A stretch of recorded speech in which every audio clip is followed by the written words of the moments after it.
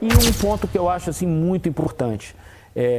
Alex, Ramon, de novo eu peço a experiência de vocês. Pênalti. É um negócio tão importante num jogo de futebol que tem que bater o melhor cobrador. Concordo. É o Vini o melhor cobrador? Ok. Mas não me parece ser. Eu acho que o Rafinha, no momento, é o melhor cobrador de pênalti da seleção brasileira.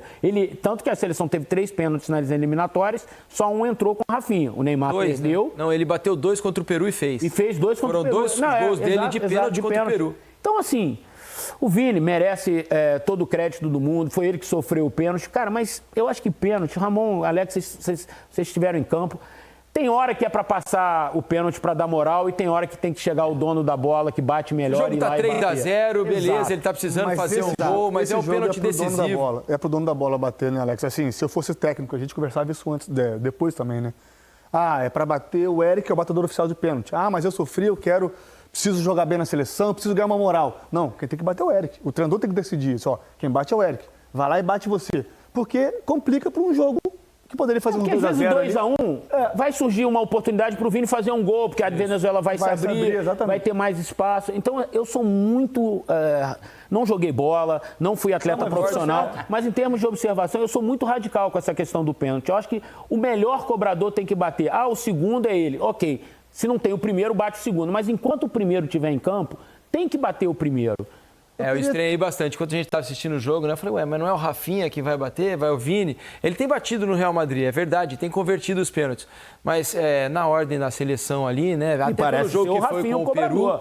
Exatamente. O Rafinha sempre bateu e o Vinícius não tem essa sequência na seleção, né? Ele nunca foi o cobrador de pênaltis da seleção, por isso também causou uma certa estranheza. E aí você define um jogo, você ganha, toda uma narrativa para frente, seria a terceira vitória da seleção brasileira, você soma mais 2 pontos na tabela, você vai para o jogo contra o Uruguai. Confiança já melhora. Então eu sou muito radical com essa questão do pênalti. Concordo. Ramon, valeu. Obrigado, hein? Valeu, Eric. Voltem sempre aqui no Troca de Passes. Ramon, te amo. É isso.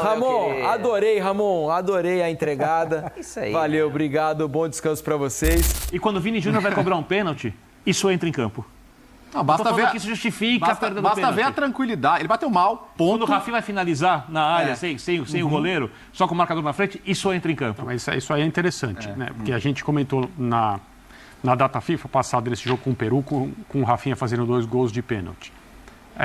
Na hora que as penalidades foram marcadas, ele pegou a bola e não teve conversa. Não teve nem aquela coisa assim que hoje é tão comum. O Rafinha. O Rafinha. Que é tão comum no futebol, né? O jogador que pega o pênalti. Era algo decidido, hein, André? Então. Só para complementar, com aquele grupo, ele é o batedor, como seria hoje, inclusive. O Vini não é exatamente esse cara de protagonismo, só para te passar esse dado, ele não é esse cara de protagonismo. A comissão técnica entende que o Vini, inclusive, sofre, entre aspas, um pouco, com ansiedade de querer ser esse protagonista. Então me assusta quando o Vini pega a bola, porque o Vini não é esse protagonista de seleção de pegar a bola e falar sou eu e acabou. Aqui ainda tem um passinho para trás em relação ao cenário que a gente sempre acaba caindo na comparação de Real Madrid. Só para passar. Claro, perfeito. E o futebol ele é imprevisível, então às vezes um jogador, o semblante, ele mostra, né, no seu semblante que ele está confiante para bater um pênalti e perde. Às vezes ele mostra, ou é a nossa impressão, vai perder, e o cara faz um golaço. Não dá para você fazer essa leitura com precisão. Sim. Mas o Rafinha pegou 2 vezes a bola. Assim, o segundo pênalti é mais complicado. O goleiro já te conhece, você já bateu a primeira vez e tal. Não, ele pegou o primeiro, fez o gol, pegou a segunda bola, fez o gol. De novo, claro, o Vinícius não estava em campo. Mas é salutar para a seleção brasileira que, com a ausência de uns, a presença de outros, existam jogadores como o Rafinha, que está em ótima fase no seu clube, fez um gol de falta hoje. Ele é o melhor jogador da Dorival até agora. Também acho. Então, eu não estou dizendo, os 2 pontos que o Brasil deixou em Maturim são culpa do Vinícius que perdeu o pênalti. Não, mas talvez o Rafinha fosse a pessoa mais apropriada para bater esse penal. Pênalti acontece com jogadores muito maiores na história. Vamos lembrar que esse ano o Vinícius tem batido no Real Madrid, à frente do Mbappé. né? Aliás, o Vinícius tem sido um protagonista do ataque do Real Madrid, mesmo com a chegada do Mbappé. Claríssimo. Né? Isso é muito claro. E ele não vinha errando no Real Madrid. Bateu na Champions League contra o Milan outro dia. O primeiro pênalti que ele perde pela seleção. O segundo pênalti cobrado, o primeiro perdido. Ele tinha perdido lá. Mas isolando o pênalti, como foi a atuação dele? Porque aquele lance que o Rafinha perdeu, a jogada é dele. Eu acho que como boa parte do time, foi muito boa no primeiro tempo e no segundo, embora mais apagada, a jogada do pênalti que ele perde é também dele. E uma bola, bom lançamento do Gerson e tal, mas poucos jogadores alcançariam, chegariam na frente do goleiro e sofreriam o pênalti como ele sofreu. Mas vai existir sempre uma lupa em cima do Vinícius na seleção brasileira, porque estamos falando de um astro do Real Madrid, do cara que a gente está aqui discutindo que deveria ter vencido a bola de ouro. Sim. E eu não acho que seja nenhuma incoerência você falar que justamente isso faz com que a gente sempre espere mais do Vinícius na seleção brasileira. Acho que é natural. O que você achou, Pedro, do Vini hoje? Achei o Vini bem no primeiro tempo. Achei o Vini uma grande notícia do primeiro tempo. Aliás, a ideia de jogo, dentro da evolução que a gente espera, pegando o que foi feito na última data FIFA, que foi administrado, que foi repetido, tentado de ser replicado para essa data FIFA, me agrada muito o primeiro tempo com bola. Acho que o primeiro tempo sem bola a gente pode discutir depois, principalmente a participação de Gerson e Bruno, no que diz respeito ao que ficava por trás deles ali, entre eles e a defesa, como teve espaço ali, mas com bola me agradou. E me agradou muito pelo que eu vi do Vini, porque a gente vai falar muito da fase do Rafinha, mas o Vini deixou de ser simplesmente o pontinha, como muita gente chega, né? E diz, colado na lateral, esperando a bola por ali para tentar 1 contra 1. Não. O Vini cai para dentro para interagir com o Abrier. O Vini se aproxima para interagir com o Rafinha.